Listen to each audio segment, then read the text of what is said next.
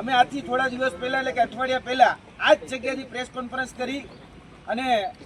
સરકારના કાન ખોલવાનું કામ કર્યું હતું, જેમાં ભાવનગર ડિસ્ટ્રિક્ટ કોઓપરેટિવ બેંકમાં જે ભરતીમાં જે ગોટાળો હતો એ સામે લાવ્યા હતા અને ત્યારે પણ કહ્યું હતું કે આ ભરતીની અંદર ઓળખાણવાદ, પરિવારવાદ અને સત્તાધીશોના નજીકના ગરબો ધરાવનાર લોકોને જ નોકરી મળશે। તે સમયે અમે એવું કહ્યું હતું કે વર્તમાન ભાવનગર ડિસ્ટ્રિક્ટ કોઓપરેટિવ બેંકના 2 ડાયરેક્ટરના દીકરા, 2 જનરલ મેનેજરના ભત્રીજા, 1 ડાયરેક્ટરનો ભત્રીજો, 1 ધારાસભ્યના ભાણિયા અને 1 વર્તમાન જે જનરલ મેનેજર બનાવવા માટે જેને મદદ કરી હતી એમના દીકરાને લેવામાં આવશે। આજે એ તમામ લોકોને નિમણૂક પત્ર એનાયત કરી દેવામાં આવ્યા છે અને